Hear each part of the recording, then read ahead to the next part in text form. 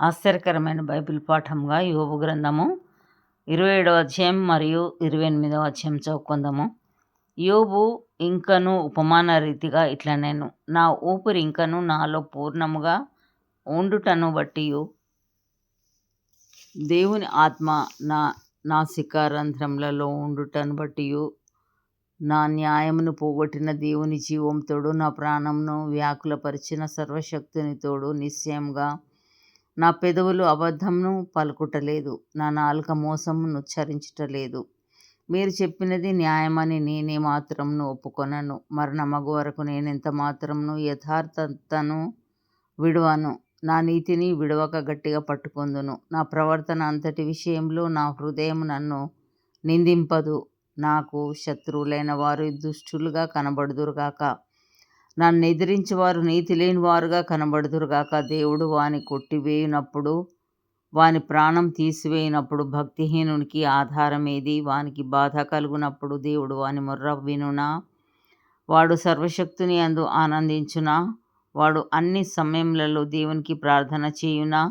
దేవుని హస్తమును గురించి నేను మీకు ఉపదేశించెదను. సర్వశక్తుడు చేయు క్రియలను నేను దాచిపెట్టను. మీలో ప్రతివాడు దాన్ని చూచి ఉన్నాడు. మీరెందుకు కేవలము వ్యర్థమైన వాటిని భావించుచుందురు?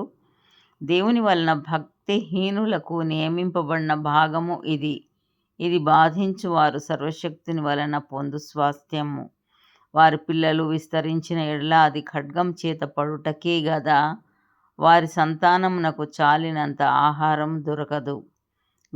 వారికి మిగిలిన వారు తెగులు వలన చచ్చి పాతి పెట్టబడెదరు. వారి విధవరాండ్రు రోదనం చేయకుండిరి. ధూళి అంత విస్తారంగా వారు వెండిని పోగు చేసినను, చిగటమన్నంత విస్తారంగా వస్త్రములను సిద్ధపరచుకొనినను వారు దాన్ని సిద్ధపరచుకొనుటయే గాని నీతిమంతులు దాన్ని కట్టుకొనెదరు. నిరపరాధులు ఆ వెండిని పంచుకొనెదరు. పురుగుల గూళ్ళ వంటి ఇండ్లు వారు కట్టుకొందురు. కావలివాడు కట్టుకొను గుడిసె వంటి ఇండ్లు వారు కట్టుకొందురు.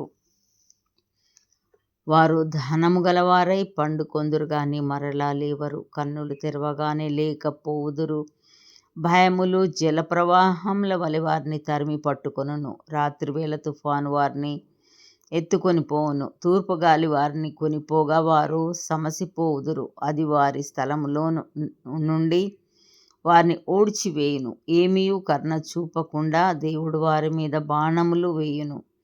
వారు ఆయన చేతిలో నుండి తప్పించుకొనగోరి ఇటు అటు పారిపోవుదురు. మనుష్యులు వారిని చూచి చప్పట్లు కొట్టుదురు.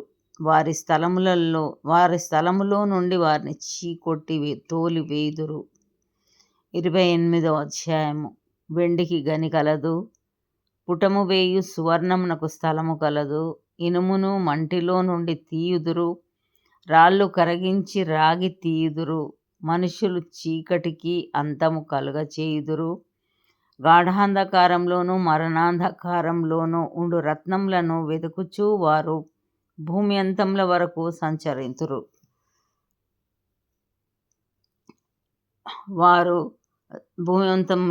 సంచరింతురు. జనులు తిరుగు స్థలములకు చాలా దిగువగా మనుష్యులు సొరంగము త్రవ్వుదురు. వారు పై సంచరించు వారి చేత మరువబడుదురు.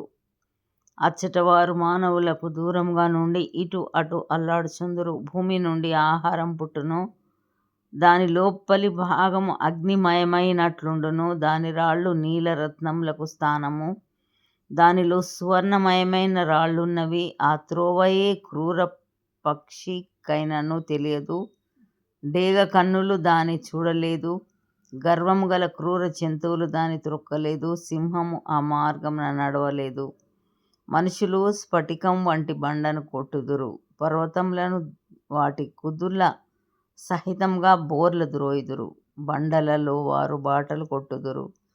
వారి కన్ను అమూల్యమైన ప్రతి వస్తువును చూచును. నీళ్లు ఓడిగిలిపోకుండా వారు జలధారలకు గట్టు కట్టుదురు. మరుగైయున్న వస్తువును వారు వెలుగులోనికి తెప్పించుదురు. అయితే జ్ఞానం ఎక్కడ దొరుకును? వివేచన దొరుకు స్థలం ఎక్కడనున్నది? నరులు దాని విలువను ఎరుగరు. ప్రాణులున్న దేశంలో అది దొరకదు. అగాధము అది నాలో లేదనును, సముద్రము నా యొద్ద లేదనును, సువర్ణము దానికి సాటి అయినది కాదు. దాని విలువ కొరకై వెండి తూచరాదు. అది ఓఫీర్ బంగారంనకైనను, విలువగల గోమేధికమునకైనను, నీలమునకైనను కొనబడినది కాదు. సువర్ణమైనను స్ఫటికమైనను దానితో సాటి కావు. ప్రశస్తమైన బంగారు నగలకు ప్రతిగా అది ఇయ్యబడదు. పగడముల పేరు ముత్యముల పేరు దాని ఎదుట ఎత్తనే కూడదు. జ్ఞాన సంపాద్యము కెంపుల కన్నా కోరతగినది. కూషు దేశపు పుష్యరాగము దానితో సాటి కాదు. శుద్ధ సువర్ణమునకు కొనబడునది కాదు. అట్లైన జ్ఞానం ఎక్కడ నుండి వచ్చును? వివేచన దొరుకు స్థలం ఎక్కడనున్నది? అది సజీవులందరి కన్నులకు మరుగై ఉన్నది, ఆకాశ పక్షులకు మరుగు చేయబడి ఉన్నది. మేము చెవులార దాని గూర్చిన వార్త వింటిమని నాశనమును మరణమును అనును. దేవుడే దాని మార్గమును గ్రహించును. దాని స్థలము ఆయనకే తెలియను. ఆయన భూమి అంతముల వరకు చూచుచున్నాడు. ఆకాశం క్రింది దానినంతటినీ తెలుసుకొనుచున్నాడు. గాలికి ఇంత బరువు ఉండవలెనని ఆయన నియమించినప్పుడు, ప్రమాణమును బట్టి జలములకు ఇంత కొలతయని ఆయన వాటిని కొలిచి చూచినప్పుడు, వర్షమునకు కట్టడ నియమించినప్పుడు, ఉరుముతో కూడిన మెరుపునకు మార్గము ఏర్పరిచినప్పుడు ఆయన దాన్ని చూచి బయలుపరచెను.